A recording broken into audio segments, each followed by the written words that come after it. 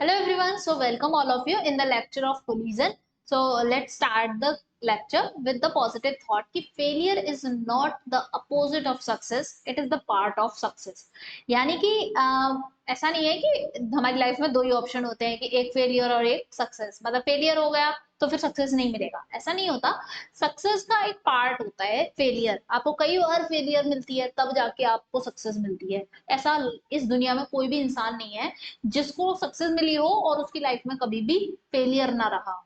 ठीक है, तो अगर आज फेलियर है तो मे बी क्या, ये तो पार्ट है सक्सेस का, मतलब सक्सेस के लिए तुम तैयार हो रहे हो, तुम्हारी प्रोसेसिंग चल रही है और उसमें छोटी छोटी फेलियर्स आ रही हैं। ठीक है, तो इस पॉजिटिव थॉट के साथ हम अपना कोलिजन का लेक्चर जो है उसको शुरू करते हैं। तो बेसिकली कोलिजन से क्या समझते हो, क्या आता है माइंड में? अगर कभी कोलिजन कहीं लिखा देखा है तो कोलिजन से क्या आता है माइंड में? कोलिजन का मतलब ये है कि टक्करें होना। ठीक है, टक्करें होना ही क्या होता है? कोलिजन। तो जैसे कि मैंने माना कि ये कार है जिसका मास है m1 और जो कि u1 वेलोसिटी से मूव कर रही थी। ठीक है, तो मैंने क्या किया, एक और कार ली जिसका मास था m2 और वो u2 वेलोसिटी से मूव कर रही थी। ठीक है, मास m1 m2, sorry m1 m2 की दो दो दो कार्स थी, u1 और u2 वेलोसिटी से मूव कर रही थी। तो अब बताओ कि इनकी टक्करें होने की चांसेस कब है? जब ऑब्वियसली u1 वेलोसिटी वाली ज्यादा होगी, पीछे वाला ज्यादा तेज चला रहा होगा तभी तो टक्कर होती है। तो वही चीज हो गई है। तो ये हमारा, अब मैंने कहा कि भाई ये बिफोर कोलिजन का सीन था। क्या था ये? Before collision. बिफोर कोलिजन, तो ये हमारे कोलिजन से पहले की कंडीशन हो गई। अब आफ्टर कोलिजन क्या होगा?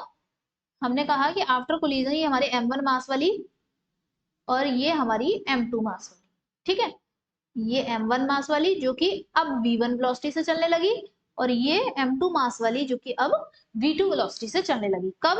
कोलिजन के बाद, तो आफ्टर कोलिजन। तो कोलिजन जब भी होता है तो पहली बात तो ये समझना है कि कोलिजन जब भी होता है तो वो हमेशा इंटरनल फोर्सेस की वजह से होता है। मतलब बाहर से कोई फोर्स आते नहीं है, बाहर से कोई और नहीं आता है जो टक्कर करवा रहा है। मतलब कभी ऐसा होता है कि रोड पे तो कार्स चल रही थी कि बाहर से कोई बहुत बड़ा सा राक्षस आया और उसने दोनों की कार को पकड़ा और यूं करके टक्कर करवाई, ऐसा तो नहीं होता ना। बहुत बड़ा कोई आदमी सा आया और उसने पकड़ा, ऐसा नहीं होता।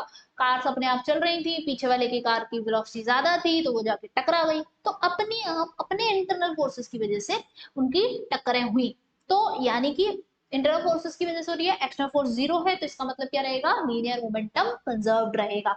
इसीलिए कि ऑल टाइप्स ऑफ, सभी सभी तरीके के, in all types of collision, in all types of collision, types of collision मतलब कई सारे टाइप्स के कोलिजन होते हैं, अभी मैं आगे बढ़ाऊंगी तुम्हें। All types of collision linear momentum is conserved.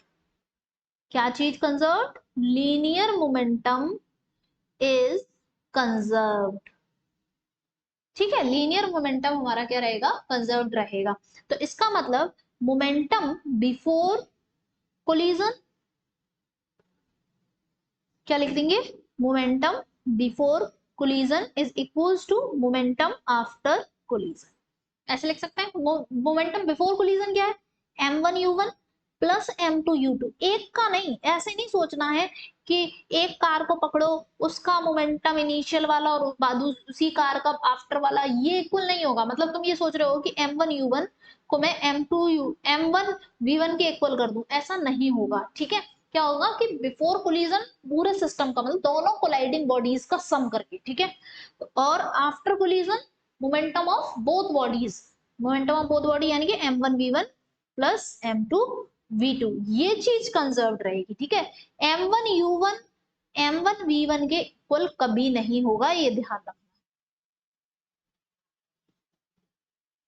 तो ये मेरा हो गया conservation of linear momentum in case of collision. तो हम इस बेसिक बात को ध्यान रखेंगे। देन अब देखते हैं कि हमारा टाइप्स ऑफ कोलिजन क्या होता है। टाइप्स ऑफ कोलिजन का मतलब क्या है कि हम कोलिजन के पार्ट कर रहे हैं, तो कोलिजन के पार्ट कर रहे हैं, क्यों कर रहे हैं भाई? किसी ना किसी बेसिस पे तो करेंगे। तो हमारा एक बेसिस है कि एक देखेंगे कि हम लॉस ऑफ काइनेटिक एनर्जी के बेसिस पे, मतलब टाइप्स देखेंगे कोलिजन के on the basis of, on the basis of loss of kinetic energy. ठीक है, मतलब लॉस कितना हो रहा है, कि हो भी रहा है कि नहीं हो रहा है ना, ये सब लॉस ऑफ काइनेटिक एनर्जी। और दूसरा क्या है? On the basis of on the basis of direction of velocity, मतलब जो कोलाइडिंग बॉडीज हैं है ना, उनकी डायरेक्शन क्या रहती है, उनकी डायरेक्शन क्या रहती है। ठीक है, तो अब on the basis of kinetic energy क्या है हमारे पास, पहला है परफेक्टली परफेक्टली इलास्टिक कोलिजन, अभी इसको डिटेल में पढ़ेंगे। ठीक है, दूसरा है perfectly in elastic collision, in elastic collision collision. ठीक है, तीसरा है in elastic collision, in elastic collision. तीन है मेरे पास। ठीक, फिर उसके बाद बात करते हैं हम कि हमारे on the basis of velocity की डायरेक्शन के बेसिस पे क्या है। तो हमारे पास दो ऑप्शन है, क्या, एक head on collision, head on collision, और दूसरा है ऑब्लिक कोलिजन। क्या है, ऑब्लिक कोलिजन। तो इसका मतलब क्या है भाई, हेड ऑन कोलिजन और ऑब्लिक कोलिजन, इसका मतलब ये है कि देखो क्या होता है, एक चीज होती है, एक टर्म होता है line of impact. Line of impact का मतलब क्या होता है कि जैसे देखो सारे मास ऐसा तो है नहीं कि पॉइंट मास होते हैं, सारे मास बड़े बड़े मास भी होते हैं। ठीक है, तो एक मास ये रहा, एक मास ये रहा। ठीक है, तो इसका सेंटर ऑफ मास यहाँ है, इसका सेंटर ऑफ मास यहाँ है, तो इन दोनों का centre of mass same line में अगर है, और फिर इस तरह से इनकी हमने वेलोसिटी बना दी।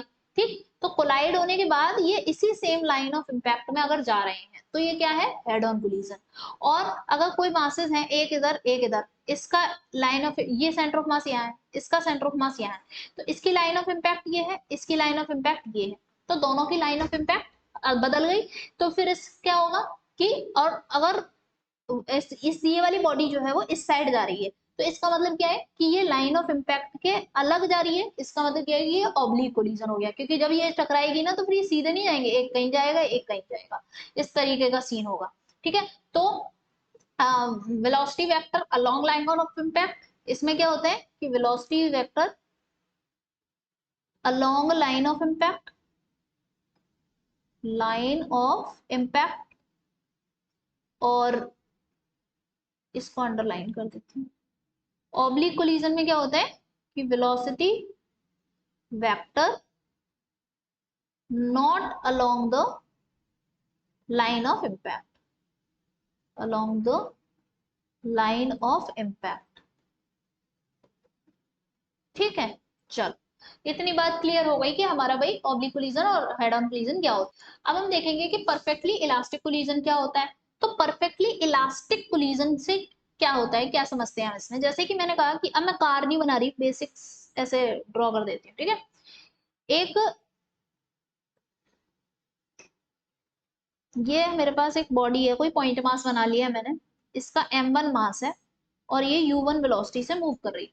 ठीक है, और इधर एक और मास है जिसका मास है m2 और ये u2 वेलोसिटी से मूव कर रहा था। ठीक, फिर उसके बाद आफ्टर कोलिजन ये m1 वाली बॉडी u1 v1 से मूव करने लगी और ये m2 वाली बॉडी v2 से मूव करने लगी। ठीक है, initial before and after collision वाली बात हमने दिखा दी। तो मैंने क्या बोला था कि लीनियर मोमेंटम तो कंजर्व रहेगा, तो लीनियर मोमेंटम, लीनियर मोमेंटम कैसा रहेगा, कंजर्व्ड रहेगा। ठीक है, लीनियर मोमेंटम तो सभी में कंजर्व रहता है, चाहे परफेक्टली इलास्टिक हो चाहे परफेक्टली इनइलास्टिक हो, कोई सा भी हो। तो कैसे करेंगे, m1u1 plus m2u2 equals to m1v1 plus m2v2। ठीक है, तो एक इक्वेशन तो मुझे ये मिल गई, number one equation. Number two equation क्या मिलती है कि परफेक्टली इलास्टिक कोलिजन की खास बात ये है कि यहाँ पर kinetic energy of the system, of the system, system का मतलब क्या है कि दोनों कोलाइडिंग बॉडीज, दोनों बॉडीज की टोटल, ठीक है, of the system is conserved, यानी कि टोटल काइनेटिक एनर्जी अगर होगी, total kinetic energy of both the bodies, ठीक है, तो वो क्या रहेगी, कंजर्व। जैसे half m1 u1 square plus half m2 u2 square. ठीक है, तो ये टोटल काइनेटिक एनर्जी होगी दोनों कोलाइडिंग बॉडीज की, ये चीज कंजर्व रहेगी, तो यानी कि बाद में भी जो आएगी उसके बराबर। ठीक है, तो यही इसका प्लस पॉइंट होता है। तो यही हमारा मतलब परफेक्टली इलास्टिक कोलिजन की खास बात क्या है, यही खास बात है बस, ठीक है, एक खास बात ये है। उसके बाद नेक्स्ट हमारा देखते हैं क्या होता है, हमसे ये पूछा जाता है कि कोलिजन के बाद ये जो वेलोसिटी है बॉडीज की, ये बॉडीज की वेलोसिटीज क्या होगी, तो वेलोसिटीज आफ्टर कोलिजन, तो वो जो निकालते हैं, मैं जो फॉर्मूला लिखूंगी वो इक्वेशन नंबर 1 और ये जो इक्वेशन नंबर 2 मिली है मुझे, ये इक्वेशन नंबर 2, इन दोनों को यूज करते हुए ही निकालते हैं। तो क्या होती है वो वेलोसिटीज, तो मैं उनका डायरेक्ट फॉर्मूला तुम्हें लिख देती हूँ और यही तुम्हें याद भी करना है। v1 यानी कि पहले वाले मास यानी कि m1 मास की जो वेलोसिटी है, तो m1 मास है, देखो पहले तो 2 तो लिख दो, m1 मास की वेलोसिटी तो लिख रही हूँ मैं बाद वाली, v1 क्या थी, m1 वाले मास की आफ्टर कोलिजन वेलोसिटी, तो ये लिख रही हूँ। तो तुम्हें m1 के लिए लिख रहे हैं, v1 क्या है m1 के लिए, तो दूसरा वाला मास पकड़ो क्या, m2, और दूसरे वाले मास की इनिशियल वेलोसिटी पकड़ो u2 upon m1 plus m2, ये चीज तो कॉमन है, इतना कर लिया तुमने, फिर उसके बाद प्लस, अब तुमने क्या करना है, अब तुमने अपना ही वाला पकड़ना है, मतलब m1 मास लेना है, m1 मास की तो वेलोसिटी निकाल रहे हो, तो m1 mass minus m2 mass upon m1 plus m2, और यहां पर तुम्हें अपने ही मास की इनिशियल वेलोसिटी लेनी। तो तुम्हें क्लू पॉइंट क्या ध्यान रखना है, एक तो इधर ध्यान देना है, इन पे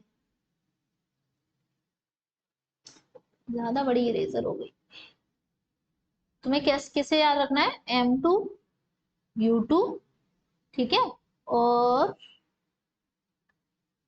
sir m1 minus m2 u1, ठीक है। तो तुम v1 निकाल रहे हो, किसके लिए है, फॉर मास m1, तो पहले क्या करोगे, अपोजिट वाला मास और अपोजिट वाले मास की इनिशियल वेलोसिटी, फिर अपना वाले मास में से दूसरे वाले को उठाना है और अपने वाले मास की वेलोसिटी, ठीक है। इसी तरह चलो v2 लिख के दिखाओ, ये फॉर्मूला याद करने का तरीका है, v2 लिखेंगे तो क्या लिखेंगे, 2 लिखा दिया, v2 यानी कि m2 मास की निकाल रहे हैं, तो अपोजिट वाला मास यानी कि m1 वाला मास, मतलब m2 के अलावा m1 ही तो है, तो m2 वाला मास, सॉरी, अब ये v2 के लिए लिख रहे हैं ना, तो m1 वाला मास और m1 वाले की initial velocity upon m1 plus m2,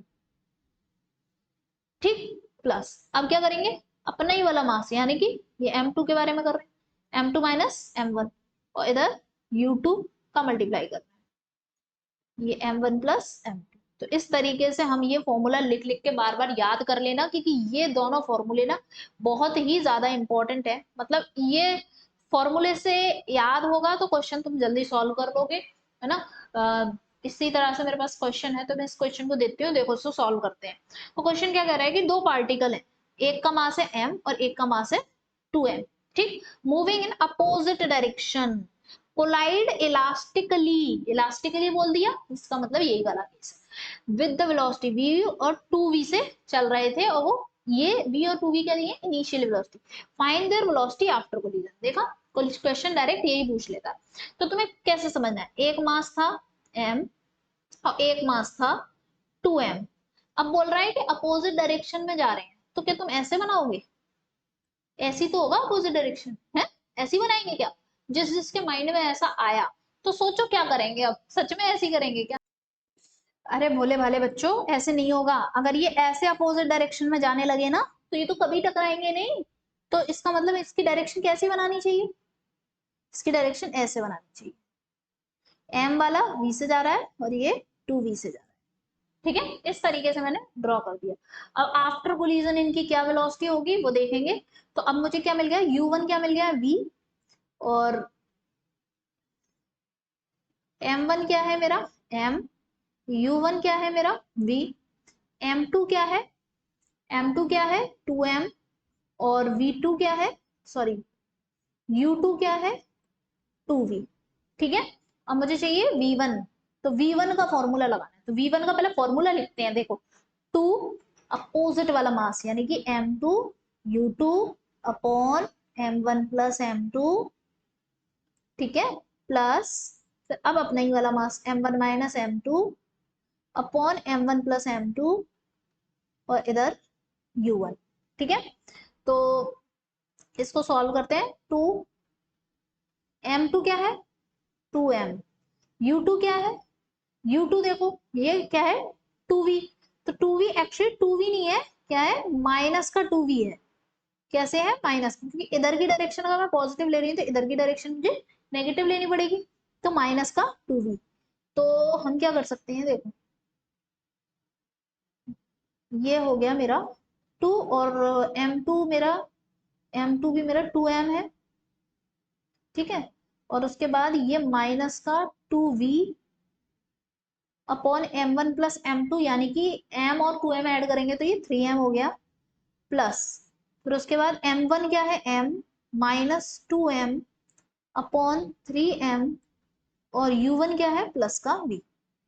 अब इसे सॉल्व करते हैं, देखो कितना हो रहा है, माइनस का 8mv अपॉन 3, है ना, 8mv हो गया, 2 टू जो 4 टू जो 8, प्लस वो भी ये माइनस का आएगा, ये वाला जो है माइनस का हो जाएगा, तो माइनस का m अपॉन 3m और ये v, ठीक है।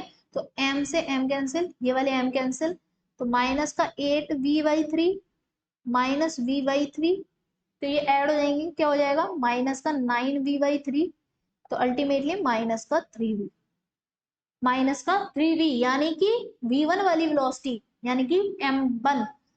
तो मतलब मैं फिगर जो है वो अ,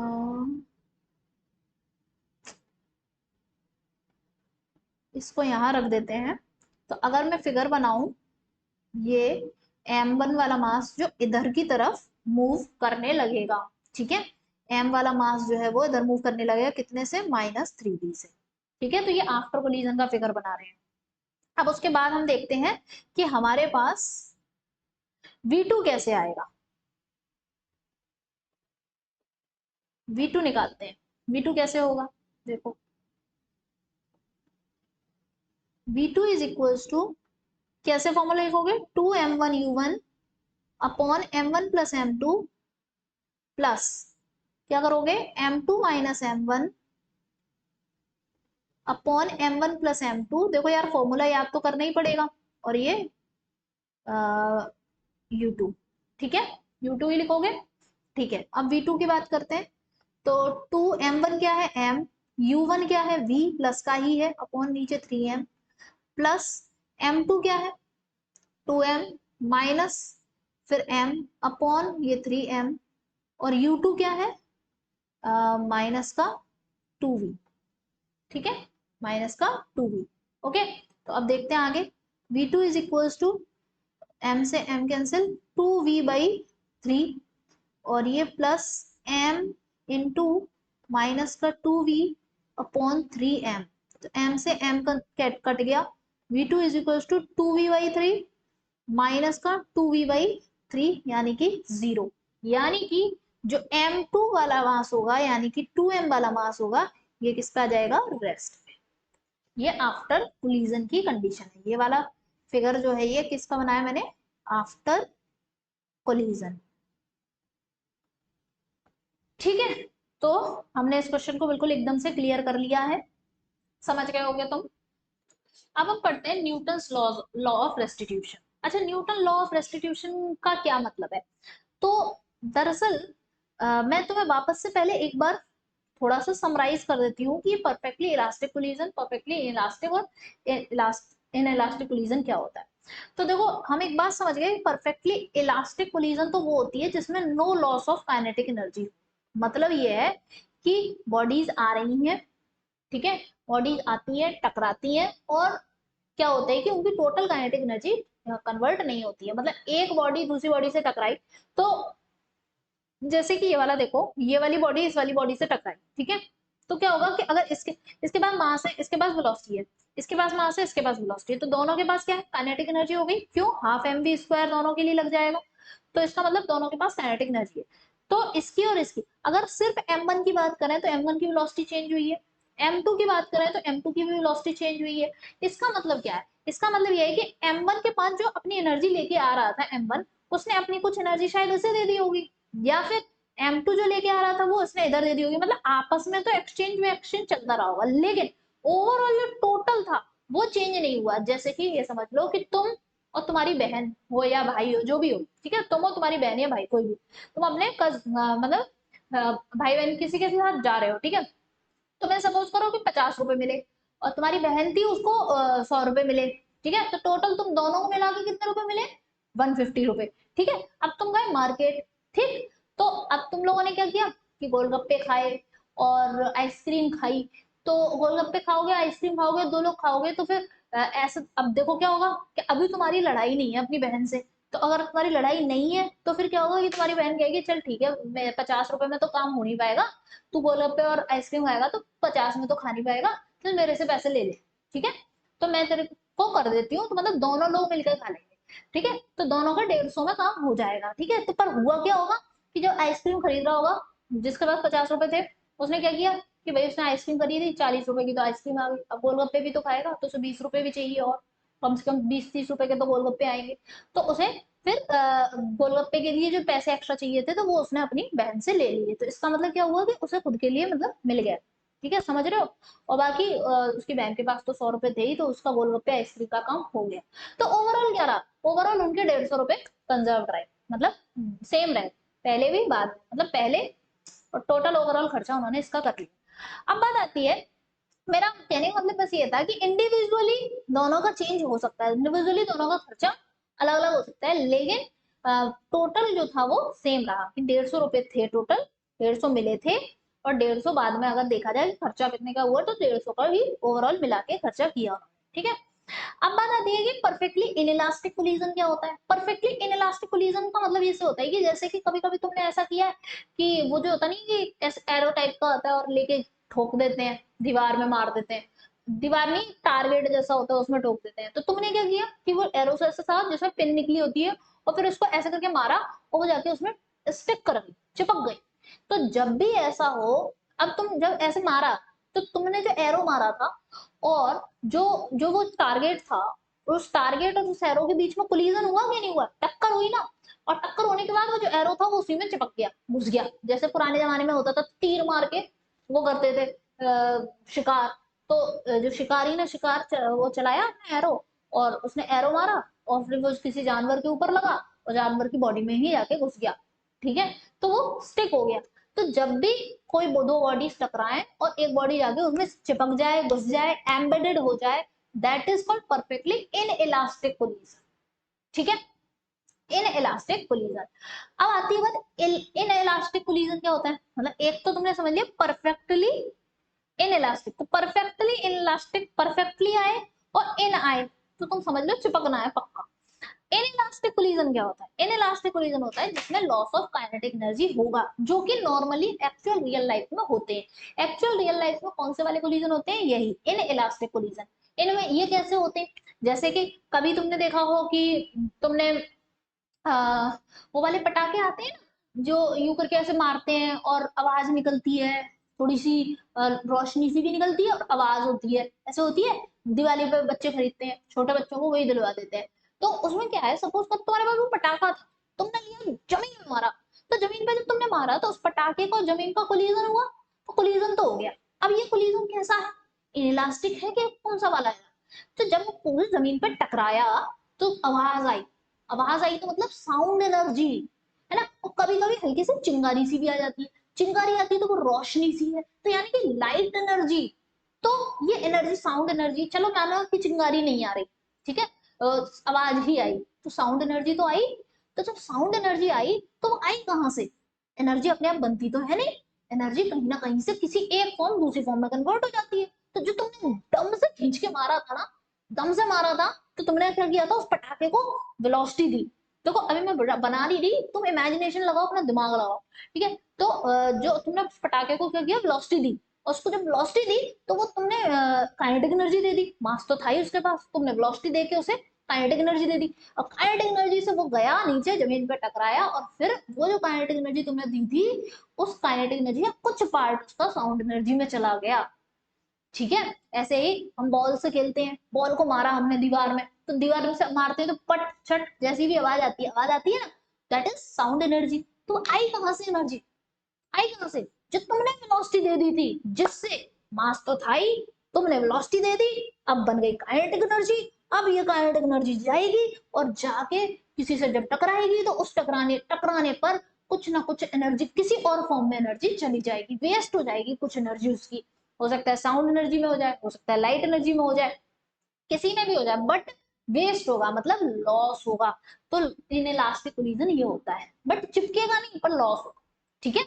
और परफेक्टली इलास्टिक, ये तो परफेक्टली इलास्टिक तो टाइप ऐसा हो गया कि मतलब टक किया, कोई साउंड नहीं, कोई लाइट नहीं, कुछ नहीं, कोई लॉस ऑफ एनर्जी नहीं। तो ये सिर्फ किताबों का ही है, रियल लाइफ में तो यही होते हैं इनइलास्टिक कोलिजन। ये दोनों टाइप के रियल में होते हैं, ये वाला सिर्फ किताबों में क्वेश्चन सॉल्व करने के लिए है, ठीक है।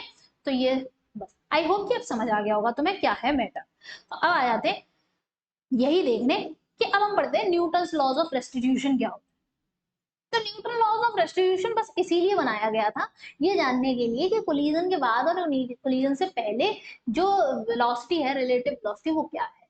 तो जैसे कि मैं फिर से वही फिगर बनाऊं कि मेरे पास क्या था, m1 मास और ये u1 वेलोसिटी, ये m2 मास और ये u2 वेलोसिटी, ठीक है।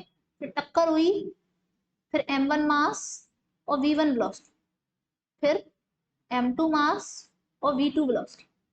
तो अब तुम खुद सोचो, टक्कर हो रही होगी यहाँ पे, क्या हो रहा होगा, ये दोनों पास आ रहे होंगे ना, क्योंकि ये बिफोर कोलिजन वाली बात है, मतलब m2 इधर नहीं आएगा, मतलब m1 इसके पास जा रहा होगा, तो यानी कि u1 बड़ा होगा u2 से, u2 से बड़ा होगा कहीं ना कहीं, ठीक है।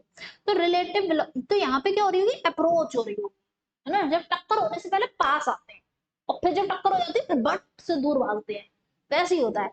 तो इधर क्या होता है, इधर यहाँ क्या, बिफोर कोलिजन, यहाँ क्या, अप्रोच हो रही है, अप्रोच, अप्रोच, ठीक है। और बाद में क्या होगा, टकराने के बाद भड़बड़ा के दूर भागते हैं दोनों, तो क्या होता है, रिलेटिव वेलोसिटी ऑफ सेपरेशन आता है, मतलब सेपरेशन होता है यहाँ पे, ठीक है। अपने दिमाग में इमेजिनेशन बनाओ थोड़ा सा, समझ में आएगा तभी। तो अब अप्रोच और सेपरेशन हो रही है, बिफोर कोलिजन अप्रोच होती है, आफ्टर कोलिजन सेपरेशन होती है। तो यही, इसी में हम क्या देखते हैं, रिलेटिव वेलोसिटी क्या है, रिलेटिव वेलोसिटी ऑफ अप्रोच, और ऐसे ही रिलेटिव वेलोसिटी ऑफ सेपरेशन क्या होगी। रिलेटिव वेलोसिटी में ऑब्वियसली हम क्या करते हैं, दो बॉडीज अगर मूव कर रही है तो एक में से दूसरे को माइनस कर देते हैं। तो यहाँ पे क्या करेंगे, ऑब्वियसली u1 माइनस u2 करेंगे, है ना। अगर मैं इसे रेस्ट पे मान लू, ये मान लू कि ये रेस्ट पे है, तो फिर इसकी वेलोसिटी को हम इसे अपोजिट डायरेक्शन में दे देंगे, तो क्या लिख देंगे, u1 माइनस u2 ही तो लिखेंगे, और u1 माइनस u2 से जाके ये इससे टकरा रहा है, ये मैंने रिलेटिव मोशन में बताया था तुम्हें। फिर उसके बाद आते हैं कि रिलेटिव वेलोसिटी ऑफ सेपरेशन, तो इसमें अब ये सेपरेट हो रहे हैं, मतलब दूर दूर हो रहे हैं, तो ऑब्वियसली v2 बड़ा होगा, तो v2 माइनस v। तो न्यूटन्स लॉज ऑफ रेस्टिट्यूशन ये कहता है, according to Newton's laws of restitution, Newton's laws of restitution की relative velocity of approach, relative velocity of approach का ratio relative velocity of separation, ये चीज कांस्टेंट रहती है। कांस्टेंट रहती है तो भाई किसी के तो बराबर होगी, तो ई के बराबर है। ई क्या है, कोफिशिएंट ऑफ रेस्टिट्यूशन, ठीक है। तो ई क्या है मेरा, coefficient of, coefficient of restitution, coefficient of restitution, ठीक है, दिखाई दे रहा है, हाँ ठीक है।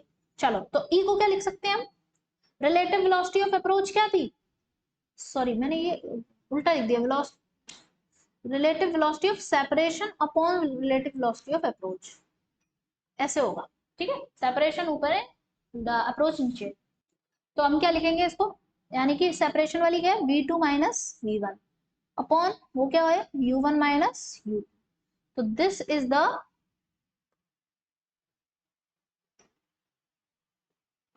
v2 minus v1 upon u1 minus u2, ठीक है। ये रेशियो रहता है जो कि कांस्टेंट रहता है। ई क्या है, कोफिशिएंट ऑफ रेस्टिट्यूशन, इसको ध्यान रखना, ये एक इंपॉर्टेंट पार्ट है। तो ये जो ई की वैल्यू होती है, ये ई की वैल्यू होती है अलग अलग, क्या होती है ई की वैल्यू, देखो ई की जो वैल्यू है वो रेंज कर सकती है कि 0 से 0 के लेस देन इक्वल टू, ठीक है, और इक्वल टू 1, ये होती है रेंज ऑफ वैल्यू ऑफ ई, ठीक है। तो अब देखते हैं किस किस केस में, तो जैसे कि हमारे पास केस है perfectly elastic, perfectly elastic collision, perfectly elastic जिसमें कोई लॉस नहीं हुआ करता था, तो उसके लिए ई की वैल्यू क्या होती है 1। फिर बात आती है perfectly in elastic, in elastic ऐसे बोले इन इलास्टिक, तो इन मतलब घुस जाता है उसी में जाके, ठीक है, नहीं इन इलास्टिक से घुस जाता है ऐसे नहीं सोचना है, इन इलास्टिक का मतलब इन का मतलब है अब अंदर जाएगा, ठीक है, और परफेक्टली मतलब अब परफेक्टली अंदर चला ही जाएगा, ठीक है, ऐसे इन इलास्टिक कोलिजन, तो ई की वैल्यू इसके लिए 0 होती है। फिर आता है इन इलास्टिक कोलिजन, नॉर्मली जो होता है इसमें फट से आवाज आ जाती है कोलिजन, उसके लिए जो होता है E is less than 1 but not equals to 0, E 0 तो हमारी परफेक्टली इन इलास्टिक कोलिजन में होता है, ठीक है। अब कुछ कंडीशंस देखेंगे, कुछ स्पेशल कंडीशंस है, मतलब अगर तुमने ये स्पेशल कंडीशन पढ़ ली तो मतलब क्वेश्चन तुम जल्दी कर पाओगे। मान लेते हैं कि किसके केस में ये कंडीशन परफेक्टली इलास्टिक केस है, परफेक्टली इलास्टिक, ठीक है, जिसमें कोई लॉस नहीं है, ठीक है, इन इन जब आ जाएगा तब लॉस होगा, ये समझना है, ठीक है, इन जब आएगा तब लॉस होगा, ठीक। उसके बाद देखते हैं M1 और M2, तो M1 M2 अगर इक्वल है, मतलब उसका कहने का मतलब ये है कि मैंने तुम्हें ऐसे करके बोला था ना कि दो मास हैं, है ना, तो ये भी मास m है और ये भी मास m, ठीक है, ये u1 से मूव कर रहा है, ये u2 से मूव कर रहा है, ठीक। फिर उसके बाद दोनों कोलिजन के बाद अब इनकी ये भी मास m है और ये भी मास m है, अब दोनों पहचान में नहीं आ रहे हैं ना, तो एक काम करते हैं, एक का रंग बदल देते हैं, इसका रंग ये, क्योंकि दोनों का मास सेम है तो फिर डिफरेंशिएट कैसे करेंगे, ठीक है। तो जब भी मास सेम होते हैं तब तक परफेक्टली इलास्टिक कोलिजन के केस में वेलोसिटीज इंटरचेंज हो जाती हैं, वेलोसिटीज जो होती हैं वो इंटरचेंज हो जाती हैं, वेलोसिटी आर इंटरचेंज्ड, इंटरचेंज्ड का मतलब क्या होता है कि मेरा तू ले ले, तेरा मैं ले लूं, मतलब जो तेरा है वो मेरा है, जो मेरा है वो तेरा है, इसका मतलब ये है, इसकी हिंदी है, ठीक है बच्चा लोग समझ गए, जो तेरा है वो मेरा है, जो मेरा है वो तेरा, बताओ कौन से एड की लाइन थी ये, पता है तुम्हें कुछ, शायद एयरटेल का आया था, एयरटेल का था पता नहीं, वोडाफोन का पहले ऐड आता था कि जो तेरा है वो मेरा है, जब से ये आया था ना, तो हम स्कूल में पढ़ते थे तब आया था, तब तो भाई जो बेस्ट फ्रेंड्स होती है ना फिर तो कि अरे यार जो तेरा है वो मेरा है, जो मेरा है वो तेरा है, ऐसे मतलब ऐसे करके सारा कुछ ले लो एक दूसरे से, वैसे बेस्ट फ्रेंड्स में तो ऐसे ही होता है। तो खैर चलो वापस यहीं आ जाते हैं, तो ये दोनों बेस्ट फ्रेंड्स हैं, सेम मास है इनका, सेम क्लास में पढ़ते हैं, बेस्ट फ्रेंड्स, सेम क्लास वाले बेस्ट फ्रेंड कहाँ होते हैं, सेम उल्टी सीधी हरकतें करने वाले बेस्ट फ्रेंड्स होते हैं, जिनकी हरकतें मैच करती है ना, हरकतें का मतलब अच्छी वाली नहीं, जिनकी उल्टी वाली हरकतें मैच करती हैं, जो क्राइम पार्टनर्स होते हैं, सारी खुराबातें करने में सेम होते हैं, वो बेस्ट फ्रेंड बनते हैं। तो अब ये देखो इन दोनों की एम मास सेम है, ठीक है, तो ये दोनों साथ में सेम वो हरकतें करते हैं, सेम खुरापातें करते हैं, तो इनकी अब ये क्या करेंगे, वेलोसिटीज इंटरचेंज कर लेंगे, तेरा मेरा कर लेंगे, है ना, तो ये व्हाइट वाले की वेलोसिटी अब क्या हो जाएगी u1 u2, और ब्लू वाले की क्या हो जाएगी u1, ठीक है, तो तुम देख सकते हो पहले व्हाइट वाले के पास क्या था u1, अब व्हाइट वाले और ब्लू वाले के पास क्या था u2, तो इसकी इसको चली गई, इसकी इसको चली गई, ठीक है, विद प्रॉपर डायरेक्शन, ठीक है, विद प्रॉपर डायरेक्शन, डायरेक्शन भी चेंज होती है, मतलब अभी क्वेश्चन कराऊंगी मैं उससे समझ आए, ठीक है, velocities are interchange, velocity word बोल रहा है तो ऑब्वियसली हम मैग्नीट्यूड और डायरेक्शन दोनों की बात करेंगे। अच्छा, अगर मैं कह दूं कि यही in this above case, in the above case if u2 is equal to 0, मतलब ये चीज क्या हो गई है, ये v1 ही तो है, ये v2 ही तो है इसका, है ना, सही है।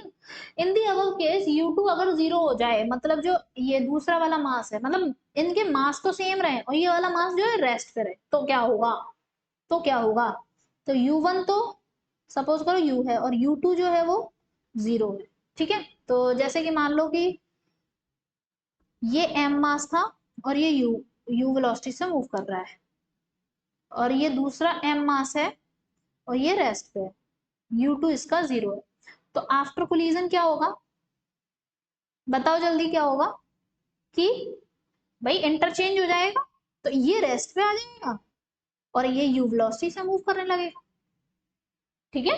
तो ऐसी प्रीवियस ईयर क्वेश्चन पता है, ऐसी सस्ते से बिल्कुल क्वेश्चन आए हैं, अभी बताती हूँ तुम्हें। ठीक है। If m1 is greater than m2, मतलब एक बड़ा हो मास एक छोटा हो, अगर ऐसा तो किस कैसा कैसा भाई, परफेक्टली इलास्टिक कोलिजन। ठीक है। इन आएगा तब लॉस की बात करेंगे। ठीक है। तब लॉस ऑफ काइनेटिक एनर्जी की बात करेंगे। और जब तक इन नहीं आ रहा है तब तक कोई लॉस नहीं हो रहा है, जब तक इन होगा तभी लॉस होगा। ठीक। और परफेक्टली होगा तो मतलब परफेक्टली इन मतलब लॉस बहुत ज्यादा हो गया, चिपक गए जाके। और परफेक्टली नहीं आ रहा है सिर्फ, तो चिपके नहीं है पर लॉस है काइनेटिक एनर्जी का। ठीक है। अभी आगे फिर से बढ़ेंगे। चलो m1 बड़ा है m2 से, तो अभी हम ये परफेक्टली इलास्टिक कोलिजन के बारे में बात कर रहे हैं ये सब। ठीक है।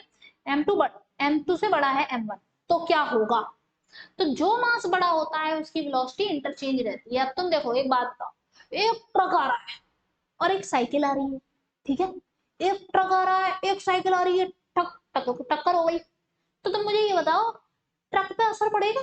अगर ट्रक अपना दंदनाते हुए आ रहा है तो ट्रक पे कोई असर नहीं पड़ेगा, ना ट्रक की वेलोसिटी बदलने वाली है, ना ट्रक का कुछ भी होने वाला है। साइकिल के तो पर खच्चे उड़ जाएंगे, पता नहीं चलेगी कहाँ पहुंच गई। तो जिसका मास ज्यादा होता है उसकी वेलोसिटी, फाइनल वेलोसिटी भी मतलब आफ्टर कोलिजन वेलोसिटी भी वही रहती है जो इनिशियल थी। तो इससे क्या समझे हम कि ये देखो m1 मैंने बहुत बड़ा बना दिया, बहुत बड़ा m1 है। ठीक है। ये क्या है m1, जो कि ये मास को ऐसा लग रहा है ट्यूमर है, ट्यूमर है, u1 है। ठीक है। और ये छोटू सा m2, m2 ये u2 से जा रहा है आफ्टर कोलिजन। ये m1 वाला ट्रक जो है इस पे कोई घंटा फर्क नहीं पड़ रहा है। ये m1, ये कह रहा है कि मैं तो ऐसे ही चलूंगा, जिसको जो करना है कर ले, खली की तरह, है ना ये। ठीक। और ये छोटू सा m2, इसका इसकी वेलोसिटी बदल जाएगी, तो मैंने कहा कि इसकी v2 हो गई। तो अब पता करो कि क्या होगी वेलोसिटी। तो तुमसे मैंने क्या कहा कि ये हम क्या पढ़ रहे हैं, किसके बारे में पढ़ रहे हैं, परफेक्टली इलास्टिक कोलिजन के बारे में पढ़ रहे हैं। तो v2 minus v1 upon u1 minus u2, ये चीज किसके बराबर होगी, 1 के बराबर, परफेक्टली इलास्टिक कोलिजन के केस में। तो v2 मुझे पता करना है, v1 क्या है, v1 तो u1 के बराबर ही है, ये u1 ऐसे ही रहेगा, ये u2 ऐसे। ठीक है। मतलब ये सारा पार्ट इधर चला गया मल्टीप्लाई। तो v2 is equals to 2u1 minus u2. So this is the velocity of the, वही जो मैंने अभी तुम्हें साइकिल का एग्जांपल दिया था, साइकिल के परखच्चे कितनी वेलोसिटी से उड़ेंगे, इतनी वेलोसिटी से उड़ जाएंगे। अगर एक ट्रक से साइकिल टकरा जाए तो ट्रक पे क्या असर पड़ेगा बताओ बच्चा लोग? ट्रक पे कोई असर नहीं पड़ेगा, ट्रक की वेलोसिटी पे कोई फर्क नहीं पड़ेगा। ठीक है। अगर कोई बिल्कुल बहुत ही थिन पतला दुबला सा बच्चा जाके खली से टकरा जाए, खली आ रहा है बिल्कुल अपना तेज तेज दौड़ते हुए, और कोई छोटा बच्चा जाके उससे टकरा जाए, तो खली पे असर पड़ेगा? कोई असर नहीं पड़ेगा। पर वो बच्चा कहाँ जाएगा भाई, वो किस वेलोसिटी से भागेगा, वो इस वेलोसिटी से। ठीक है।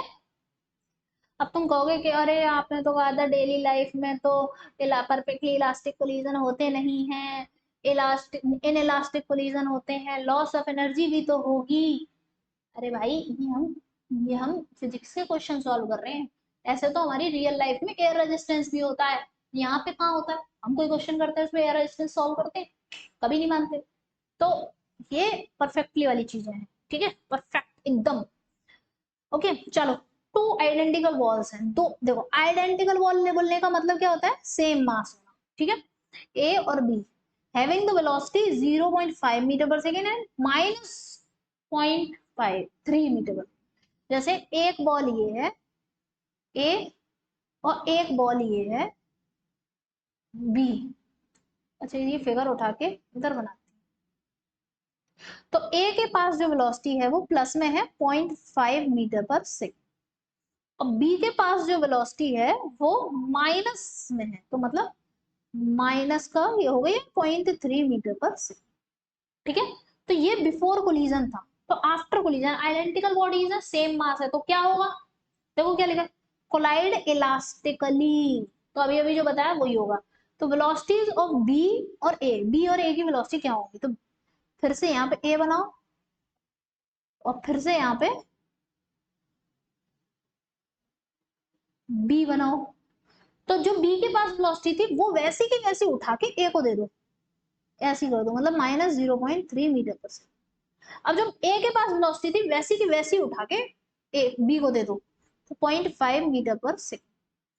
तो क्वेश्चन में पहले बी पूछा है, पहले बी बोला है, तो मतलब 0.5 और ए की क्या होगी -0.3।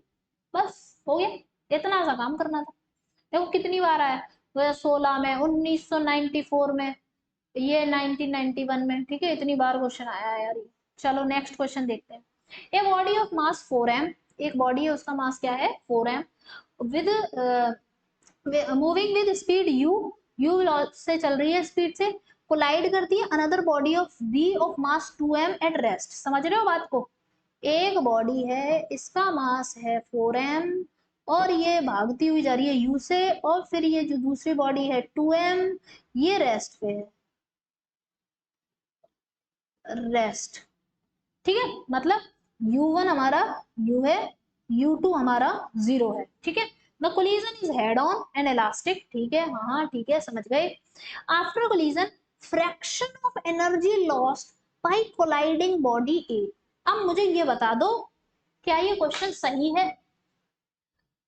एक तरफ तो ये कह रहा है कि इलास्टिक इन नेचर, अरे इलास्टिक इन नेचर बोल रहा है, देखना ध्यान देना, इलास्टिक इन नेचर, ये इलास्टिक बोल रहा है, और दूसरी कह रहा है कि एनर्जी लॉस्ट। ऐसे कैसे हो सकता है? क्वेश्चन गलत है क्या? कि मतलब एक तरफ तो इलास्टिक नेचर बोल रहा है, इलास्टिक नेचर में तो मैंने तुम्हें पढ़ाया था कोई एनर्जी लॉस नहीं होता, पर दूसरी तरफ ये कह रहा है कि एनर्जी लॉस बताओ, अब क्या करें? तो मैंने तुम्हें क्या कहा था, मैंने क्या कहा था, ओवरऑल एनर्जी का लॉस नहीं होता, पर एक का पर्टिकुलर इंडिविजुअल में तो लॉस हो सकता है, गेन भी हो सकता है, मतलब एक एक को दे सकता है, मतलब एक एक को देगा तो इसका लॉस हो गया, ये ले रहा है तो इस पे गेन हो गया। तो किसी का लॉस किसी का गेन हो सकता है, मतलब एनर्जी चेंज हो सकती है इंडिविजुअली, पर टोटल नहीं होगी। तो यहाँ पे तभी तो बोला है कोलाइडिंग बॉडी ए बॉडी के बारे में। तो ए बॉडी काइनेटिक, तो अब हम क्या करेंगे, अब पहले तो हमें ये देखना है, पहले हमें क्या देखना है, यानी कि kinetic energy of initial kinetic energy of A क्या होगी, हाफ 4m u²। ठीक है, हाफ 4m u²। अब मुझे ये पता करना है कि इसकी फाइनल काइनेटिक एनर्जी क्या होगी। तो फाइनल काइनेटिक एनर्जी पता करने के लिए मुझे किस चीज की रिक्वायरमेंट है, हाफ मास है मेरे पास, पर क्या मेरे पास वेलोसिटी है, नहीं है, तो मैं v1 पता करूँ। तो v1 कैसे पता करूंगी, मैंने तुम्हें फॉर्मूला याद कराया था v1। अब हम क्या करेंगे, पहले 2 लिखेंगे, फिर अपोजिट वाला मास v1, यानी कि हम ए के बारे 4m वाले के बारे में बात कर रहे थे, अपोजिट वाला मास कौन सा है 2m, और उसकी ही velocity 0 upon m1 plus m2 यानी कि 4m प्लस 2m यानी कि 6m प्लस, फिर ये हम v1 के बारे में बात कर रहे थे, यहाँ पे मैंने अपोजिट वाला मास रखा था, फिर अब अपना ही वाला मास यानी कि 4m, अपना ही कौन सा है 4m माइनस अपोजिट वाला mass upon total mass into अपनी ही वेलोसिटी यानी कि u। तो v1 इज इक्वल टू क्या आ गया, ये तो सब जीरो हो गया, पहले वाला पार्ट वो हो गया 2m u अपॉन 6m यानी कि u बाई 3। ठीक है, u बाई 3 आ गया। तो इसका मतलब मैं यहाँ पे क्या लिख सकती हूँ, 1/2 4m u² अपॉन 3 u/3 का स्क्वायर, u/3 का स्क्वायर, यानी कि ये क्या हो गया 1/2 4m u² बाई 9। ठीक है, तो मैं ऐसे और क्या लिख सकती हूँ, 2 से कर देंगे तो 2m u² बाई 9। तो this is the final kinetic energy. अब मुझे क्या चाहिए था, फ्रैक्शनल एनर्जी लॉस्ट। तो ऑब्वियसली डेफिनेटली ये फाइनल एनर्जी जो है मेरी कम आई होगी। तुम देख लो, ये शुरुआत वाली एनर्जी कितनी है 2m u² है, और ये कितनी है 2m u² बाई 9। तो फाइनल वाली काइनेटिक एनर्जी क्या है मेरी, कम है। ठीक है, तो काइनेटिक एनर्जी फाइनल वाली is less then kinetic energy initial वाली। तो इसका मतलब क्या है, लॉस ऑफ काइनेटिक एनर्जी हुई है, तभी तो हुआ ही। ठीक है, तो fractional fractional energy loss, energy loss. तो कैसे निकालेंगे? Loss of kinetic energy upon initial kinetic energy. तो लॉस ऑफ काइनेटिक एनर्जी क्या होगा? Kinetic energy initial minus kinetic energy final upon kinetic energy initial. तो इनिशियल काइनेटिक एनर्जी मेरे पास क्या है?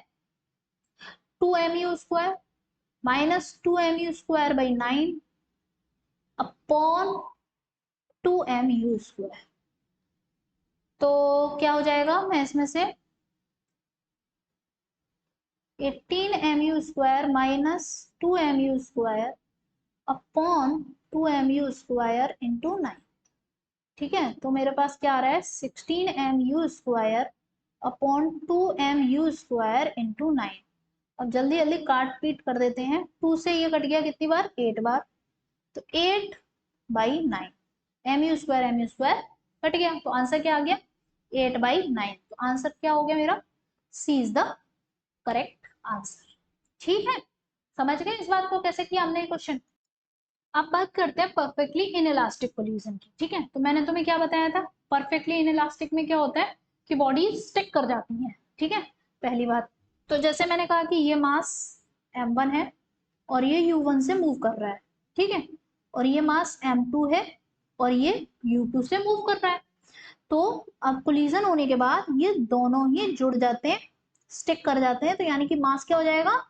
यस, m1 प्लस m2, और फाइनली ये v velocity से मूव करने लगा।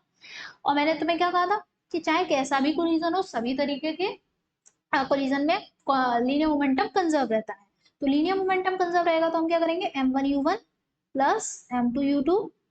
ऐसे पहले लिख देते हैं कि linear momentum is conserve, linear momentum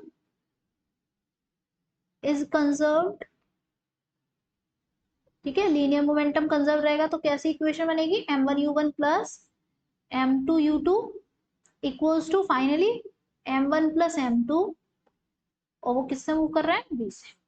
ठीक है, इस तरीके से हमारा बन जाएगा। ओके, थोड़ा ऊपर पहुंच गया ये। मुझे चीजें एक्चुअली थोड़ा सा सिस्टमैटिक पसंद है, फिर भी ये थोड़ा बहुत तो चलता है। फिर उसके बाद हमने कहा कि यहाँ पे लॉस ऑफ काइनेटिक एनर्जी होता है, लॉस ऑफ काइनेटिक एनर्जी होगा यहाँ पर। ठीक है, तो लॉस ऑफ काइनेटिक एनर्जी होगा तो कितना होगा लॉस? तो उसके लिए फॉर्मूला है मेरे पास। तो loss of kinetic energy is equals to क्या होगा? m1 m2 u1 minus u2 का square upon 2m1 plus m2। तो इस फॉर्मूले को क्या करना है? यस, तुम्हें शेक में डाल के पी जाना है। Yes, very good. तो ये फॉर्मूला इतना इंपॉर्टेंट है कि लॉस ऑफ काइनेटिक एनर्जी का फॉर्मूला है। और यही क्या है, हम ऐसे भी लिख सकते हैं कि लॉस ऑफ काइनेटिक एनर्जी हमारी क्या है? कि initial kinetic energy minus final kinetic energy. ठीक है, किसकी? Total system. ठीक है, टोटल सिस्टम वाली की। तो चलो पढ़ लिया है तो फिर क्वेश्चन करते हैं। क्वेश्चन क्या कह रहा है मेरा कि an object of mass 40 kg, एक 40 किलो के ऑब्जेक्ट है, उसके पास वेलोसिटी है 4 मीटर पर सेकेंड, कोलाइड करता है अदर बॉडी के साथ जिसका मास 60 kg है और वो 2 मीटर पर सेकेंड से चल रहा है। Loss of energy during this process बताओ कि अगर ये परफेक्टली इनइलास्टिक कोलिजन है तो फिर परफेक्टली इनइलास्टिक कोलिजन है तो मेरे पास लॉस ऑफ काइनेटिक एनर्जी का फॉर्मूला क्या है? Yes, m1 m2 u1 minus u2 का square upon 2m1 plus m2। ठीक है, तो m1 m2 क्या हो गया मेरा? m40 इंटू 60, फिर u1 यानी कि 4 माइनस 2 का स्क्वायर अपॉन 240 प्लस 60। ठीक है, सब केजी वगैरह में है तो कुछ भी चेंज करने की जरूरत नहीं है। तो ये 40 इंटू 60 इंटू 4 में से 2 जाएगा, 2 बचेगा, 2 का स्क्वायर करेंगे तो 4 हो जाएगा। ठीक है, अपॉन 2 इंटू 40 प्लस 60 100। अब देखो, ये 2 जीरो से ये 2 जीरो कट गए, इस 2 से ये 2 बार कट गया, तो क्या बचा? 4 2 जा 8 और 6 8 जा 48। 48 जूल की तो क्या हो जाएगा? Loss of energy. तो this is the amount of energy जो लॉस हो जाएगा। ठीक है, चलो नेक्स्ट क्वेश्चन क्या है?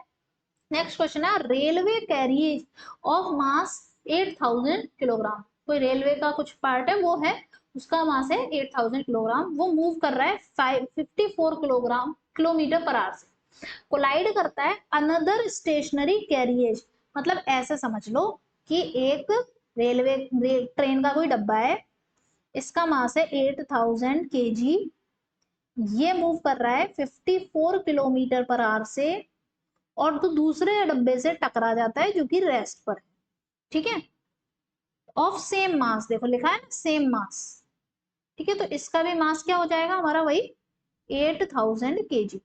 तो तुम्हें क्या बताना है? Determine the loss of kinetic energy in the process. ठीक है, तो तुम क्या बताओगे? Loss of kinetic energy. ठीक है, तो इसका आंसर तुम्हें निकालना है सेम पिछले वाले क्वेश्चन जैसा, तो इसका आंसर तुम मुझे कमेंट्स में बताओगे, तो मैं देखूंगी कितने लोगों ने सही बताया है, कितने लोगों ने सही नहीं बताया है।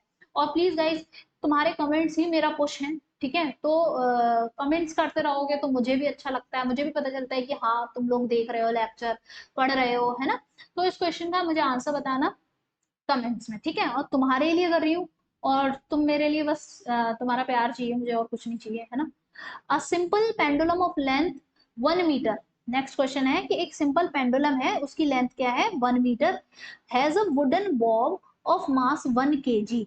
देखो क्वेश्चन किस तरह से, क्वेश्चन ऐसे है कि एक सिंपल पेंडुलम है, उसके नीचे एक बॉब लटका हुआ है, इसका मास है 1 kg, ओके।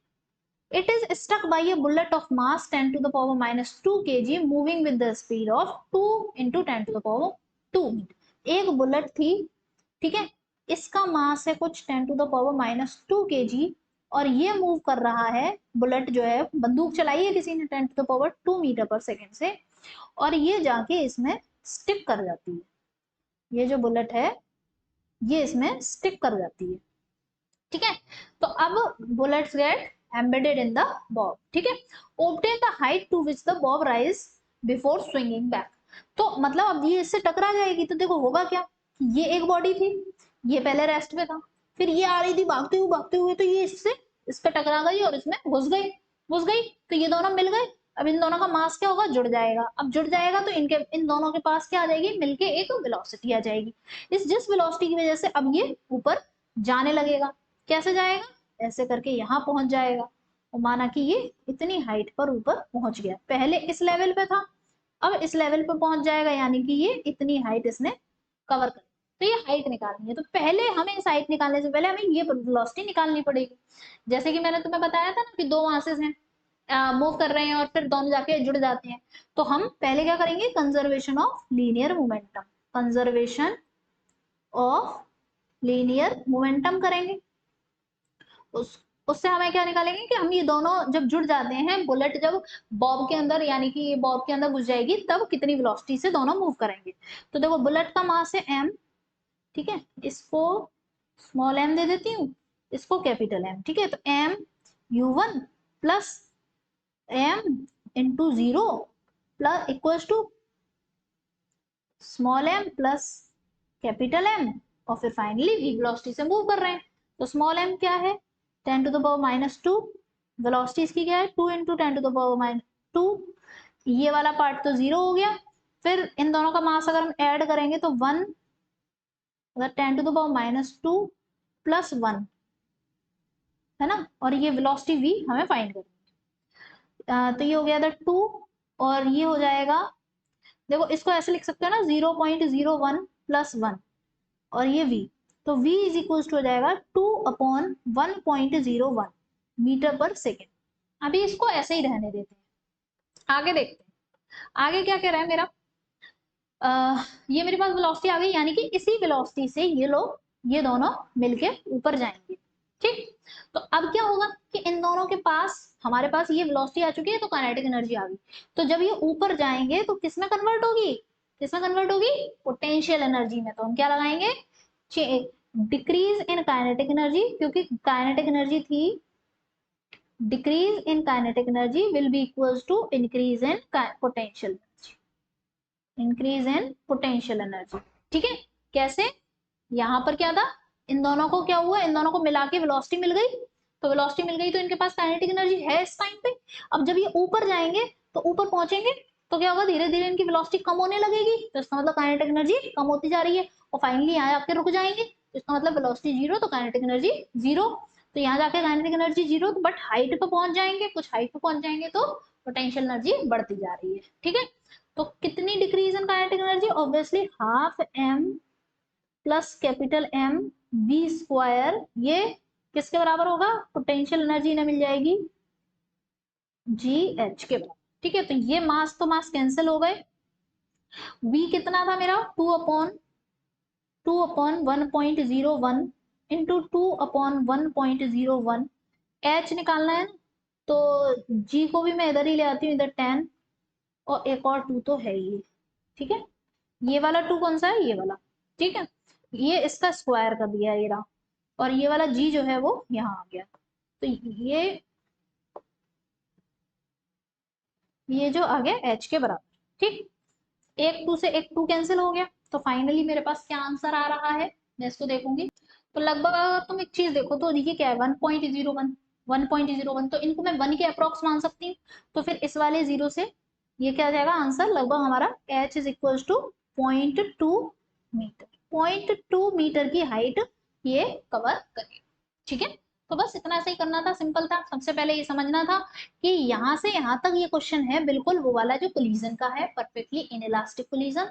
फिर यहाँ से यहाँ तक तो हमारा जो हमने एक, मैंने ये वर्टिकल सर्कल में भी पढ़ाया था, या फिर तुम वर्क एनर्जी पावर से भी समझ सकते हो, जहाँ पे हम increase in kinetic energy, sorry decrease in kinetic energy and increase in potential energy कर रहे हैं। ठीक है, तो अब हम देखेंगे कि इनइलास्टिक कोलिजन हमारा क्या है।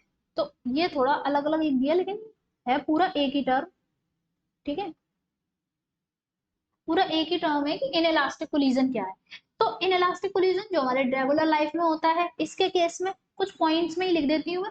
चीजें वही हैं कि दो बॉडी है, इनिशियली m1 मास u1 मास से चल रहा है, u1 वेलोसिटी से चल रहा है, m2 u2 से चल रहा है, बाद में जाके वही चीज जो फिगर हम बनाते थे बेसिकली। ठीक है, ये m1 u1 से जा रहा है, ये m2 u2 से जा रहा है। ठीक है, फिर उसके बाद कोलिजन के बाद ये m1 v1 से जाने लगा, और ये m2 v2 से जाने लगा। ठीक है, तो यही रहेगा, सेम ही चीज है। लेकिन बात क्या है कि यहाँ पे अब ये इलास्टिक कोलिजन नहीं है, तो अब क्या होगा, लॉस ऑफ काइनेटिक एनर्जी तो होगा, लेकिन कितना, क्या परफेक्टली इलास्टिक कोलिजन तो है जिसमें हम पहले वाला फॉर्मूला लगा दें। तो बेसिक यहाँ पे क्या क्या चीजें बदलेंगी, तो पहली बात यहाँ पे ई की वैल्यू क्या रहेगी, ऑब्वियसली लेस देन 1 रहेगी। ठीक है, और अब की बार ई की कुछ ना कुछ वैल्यू रहेगी, 1 तो है नहीं, तो हम इसको प्रॉपरली यहाँ पे v2 minus v1 upon u1 minus u2 इसको भी यूज करेंगे। ये फॉर्मूले हैं जो बेसिक में इसमें यूज करूंगी। तो लॉस ऑफ काइनेटिक एनर्जी का फॉर्मूला क्या रहेगा, सेम वही चीज जो पहले थी हमारी, सेम वही चीज हमारी पहले क्या थी कि m1 m2 u1 minus u2 का स्क्वायर, वही लिखेंगे हम, m1 m2 और फिर u1 माइनस u2 का square upon 2 m1 plus m2। अब तुम कहोगे ये तो पहले भी था, फिर अब क्या बदल गया, तो अब बदल गया, इसमें हम क्या कर देंगे 1 माइनस ई स्क्वायर। ई क्या है, यही, ये अक्सर क्वेश्चन में दिया होता है। अच्छा, और क्या चीज बदलती है, और बदलती है ये जो वेलोसिटी के फॉर्मूले मैंने जो तुम्हें बताए थे, वो फॉर्मूले तुम्हारे बहुत ज्यादा इंपॉर्टेंट है कि ये फॉर्मूले क्या होंगे। हम उन फॉर्मूलों को भी यहाँ पे भी तुम्हें याद ही करना पड़ेगा, जैसे पहले बताया था। तो इसको याद करने का भी तरीका बताती हूँ मैं। जैसे v1 है, यानी कि हम m1 मास के लिए वेलोसिटी निकालते हैं, तो अपना मास माइनस दूसरे का मास। ठीक है, v1 अपना मास हो गया, ठीक है, सॉरी v1 अपनी वेलोसिटी हो गई, v1 क्या है, m1 वाले मास की वेलोसिटी, तो m2 सेकेंड वाला, फिर उसके बाद e यहाँ पर लगाएंगे अपॉन m1 प्लस m2, इतना कर दिया तुमने। फिर हम क्या करने वाले, प्लस, अब मैंने यहाँ पे क्या बताया था, अपने मास का काम खत्म कर दिया, अब दूसरा वाला मास यानी कि m2 upon m1 plus m2। दूसरा वाला मास कहने का मतलब मेरा ये है कि v1 जो है वो वेलोसिटी किसके लिए है, m1 के लिए, तो m1 के हिसाब से दूसरा कौन हो गया, m2। अब जैसे v2 निकालूंगी तो जब मैं दूसरा बोलूंगी तो फिर इसके लिए बात करेंगे। ठीक है, अब यहाँ पर क्या कर देंगे, 1 प्लस ई, ज्यादा ही छोटा छोटा हो गया, क्या हो गया, 1 प्लस ई, और इधर ये m2 और इधर हमारे U2 का मल्टीप्लाई। ठीक है, तो इतना क्लियर। अच्छा, देन उसके बाद एक मिनट, यहाँ हमने U1 का मल्टीप्लाई तो रह गया हमारा, यहाँ पर U1 का मल्टीप्लाई। उसके बाद हम देखते हैं नेक्स्ट V2 के बारे में। V2 अगर मैं कहूं तो V2 कैसे लिखेंगे? अब V2 के हिसाब से उसका V2 किसका है? M2 का है। तो M2 माइनस EM1, E क्या है? ये coefficient of restitution, M1 plus M2 और फिर यहाँ U2 प्लस 1 प्लस E। अब दूसरे वाला मास यानी कि V2 किसके लिए है? V2 तो M2 के लिए है, लेकिन M2 के हिसाब से दूसरा कौन है? M1 upon M1 plus M2 और फिर यहाँ पर V1। ठीक है, तो ये फॉर्मूले देखो याद करने पड़ेंगे, लिख लिख के देखना तभी याद होंगे। देन उसके बाद क्वेश्चन करते हैं कि टू बॉल्स हैं जिनका इक्वल मास है, हेड ऑन कोलिजन करती हैं और दोनों ही 4 मीटर पर सेकंड से मूव कर रही हैं। Each travel in opposite direction if the coefficient of restitution, देख रहे हो कोफिशिएंट ऑफ रेस्टिट्यूशन क्या है? 1/2। Speed of each ball after impact will be. तो इसका आंसर तुम्हें बताना है, बिल्कुल सेम यही वाली जो बॉडीज हैं इसी में लगा। ठीक है, चलो मैं एक का आंसर निकाल देती हूँ, है ना, दूसरे वाली का तुम बताओ। तो V1 is equal to, formula क्या लिखेंगे? V1 तो पहले अपना मास V1 M1 minus EM2 upon M1 plus M2, फिर उसके बाद plus 1 plus EM2 upon M1 plus M2 और फिर यहाँ पर U2। ठीक है, फॉर्मूला लिख लिया। M1 दोनों का मास सेम है, मैं मान लेती हूँ M है, माइनस E की वैल्यू क्या है? 1/2, तो 1/2 और ये भी M प्लस M 2M हो गया। अच्छा, यहाँ पे U1 तो करना भूल गई। ठीक है, यहाँ पे U1 कितना होगा? अब जैसे दो बॉडीज थी ना, ये एक बॉडी इधर मूव कर रही है, एक बॉडी इधर मूव कर रही है, अपोजिट डायरेक्शन में बोला है तो एक दूसरे की तरफ आते हुए होंगे। ये भी 4 मीटर पर सेकंड से, ये भी 4 मीटर पर सेकंड से। ये वाली पॉजिटिव लोगे तो ये वाली डायरेक्शन नेगेटिव लोगे। ये भी M मास है, ये भी M मास है, तो U1 यानी कि अगर ये U1 है, ये U2 हो गया। तो U1 मैंने क्या कर लिया? पॉजिटिव, प्लस फिर 1 प्लस 1/2, फिर M अपॉन 2M और U2 क्या है मेरा? फिर से 4, पर कैसा 4? माइनस का 4। कैसा 4? माइनस का 4। ठीक, अब देखो ये हो गया M/2M इंटू 2M इंटू 4, फिर माइनस, ये माइनस मैंने क्यों लगाया है? इसके माइनस को मैंने यहाँ रख लिया। ठीक है, तो ये हो गया 3M/2 इंटू 2M। ये 3M/2 कैसे आ गया? 3/2 इससे आ गया। ठीक है, तो ये 3M/2 अपॉन फिर ये 2M। उसके बाद इससे ये कैंसिल हो गया, M से M कट गया, तो क्या बचा? 1 माइनस 3/, अच्छा यहाँ पे 4 भी तो है, तो ये 4 4 4। ठीक है, बस 3 रहेगा। 1 माइनस 3 यानी कि माइनस का 2 मीटर पर सेकेंड। तो यानी कि पहली वाली बॉडी, ये वाली जो पहली वाली बॉडी है, जो पहले इधर चल रही थी, अब वही इधर चलने लगेगी। तो आफ्टर कोलिजन यही अब इधर की तरफ 4 मीटर पर सेकेंड से मूव करेगी, सॉरी 2 मीटर पर सेकेंड से मूव करेगी। ठीक है, 2 मीटर पर सेकेंड से मूव करेगी। अब तुम्हें इस वाले का आंसर निकालना है, दूसरा वाला जो मास है इसकी वेलोसिटी निकालनी है, कितनी आएगी और किस डायरेक्शन में।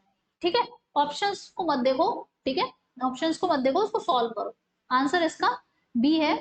ठीक है, चलो मैं बता देती हूँ, वैसे इसकी भी 2 मीटर पर सेकंड आएगी, लेकिन तुम एक बार खुद से भी सॉल्व करके देखो कि V1 का ये सब आया किया हमने, ऐसे ही V2 वाला फॉर्मूला लगाना आपकी बार, V2 वाला फॉर्मूला, और फिर ये सब करना प्रॉपरली, साइन का भी ध्यान रखना। ठीक है, अच्छा, तो देन अब हम नेक्स्ट देखते हैं वर्टिकल कोलिजन। ये वर्टिकल कोलिजन क्या है? तो देखो बहुत ज्यादा तो इस पर क्वेश्चन नहीं आए हैं, लेकिन मैं फिर भी तुम्हें बता देती हूँ, कभी किसी टेस्ट वगैरह में तुम्हें मिल जाएगा क्वेश्चन। तो क्या है, जैसे कि सपोज करो मेरे पास ये कोई बॉल थी, ठीक है, मैंने इसे U इक्वल्स टू 0 से गिराया। ठीक है, तो U इक्वल्स टू 0 से गिराया तो ये ऊपर से नीचे गिरने लगी नीचे, फिर उसके बाद ये यहाँ पे जमीन पे पहुंची। अब ये यहाँ जमीन पे पहुंचेगी तो ऑब्वियसली जमीन से टकराने से पहले इसके पास प्रॉपरली वी वेलोसिटी होगी। फिर क्या होगा? कोलिजन हुआ, तो यहाँ पर हमारा क्या हो गया? कोलिजन हो गया। ठीक है, ये बॉल जो है वो इससे टकराई है तो कोलिजन हो गया। फिर क्या होगा, ये बॉल ऊपर जाएगी टकराने के बाद, पर अब ये वापस से उतनी ही ऊपर नहीं जा पाएगी, यहाँ तक नहीं जा पाएगी। क्यों क्यों नहीं आ पाएगी? क्योंकि कुछ अमाउंट ऑफ एनर्जी यहाँ पे लॉस हो गया। ठीक है, यहाँ पर जब ये ऊपर से नीचे आ रही थी तो half M V square velocity थी, हाफ एम वी स्क्वायर इसके पास काइनेटिक एनर्जी थी, बट जब टकराने के बाद कुछ अमाउंट ऑफ एनर्जी लॉस हो गया, तो हाफ एम वी स्क्वायर से थोड़ा सा लॉस हो गया। तो जब एनर्जी लॉस होगी तो पहले इसके पास थी हाफ एम वी स्क्वायर, ठीक है, इसमें से कुछ लॉस हो गया, इसमें से कुछ चला गया, तो हाफ और एम से तो कुछ फर्क पड़ेगा नहीं, किस पे फर्क पड़ेगा? वेलोसिटी, तो यानी कि वेलोसिटी कम हो जाएगी। तो कम वेलोसिटी के साथ ये ऊपर जाएगा तो ज्यादा हाइट तक नहीं जाएगा। तो मान लिया कि मतलब पहले वाली जितनी हाइट तक नहीं जाएगा, तो इतनी हाइट तक गया। तो मान लेते हैं कि पहले जब मैंने इसे गिराया था तो एच हाइट से गिराया था, और अब मान लेते हैं कि एच डैश हाइट तक पहुंचा, फिर उसके बाद यहाँ से पहुंचने के बाद ये अपने आप फिर से नीचे आता है। जैसे होता है ना कि बॉल टप टप करके आती है, ऊपर से नीचे गिरती है, तो ये अब अगली बार कैसे गिरी, वी डैश वेलोसिटी हो गई। फिर उसके बाद ये ऊपर जाने लगी, अब ये फिर से उतनी ऊपर नहीं जाएगी जितनी पहले गई थी। क्यों? हर बार अब क्या हो रहा है कि लॉस ऑफ काइनेटिक एनर्जी होती है। ठीक है, तो अब यहाँ पर आई, फिर से टकराई, तो अब यहाँ पे मान लिया कि वी डबल डैश लॉस। तो मैंने कहा कि इस बार जो गई थी ये, दूसरी बार में जब ये एच डैश, मतलब पहले एच हाइट से गिराई थी, फिर ऊपर गई, फिर कितनी हाइट तक गई, H height, H dash height, फिर उसके बाद नीचे गिरी, फिर ऊपर गई, अब ये गिरती जाती है एच डबल डैश हाइट तक। ठीक है, तो तुम देख सकते हो कि यहाँ पर क्या हुआ, ये सब क्या हो रहे हैं, कोलिजन। तो ये पहला कोलिजन हो गया, ये क्या हो गया, सेकंड कोलिजन हो गया, ये क्या हो गया, थर्ड कोलिजन हो गया। ठीक है, तो बारी बारी से हर बार कोलिजन होता जा रहा है और हाइट हाइट जो है वो ऊपर जाने की वो कम होती जा रही है। तो क्वेश्चन ये पूछ लेता है कि एक कोलिजन के बाद या दो कोलिजन के बाद अब वो कितनी हाइट तक जाएगा, ये पूछा जाता है। तो हाइट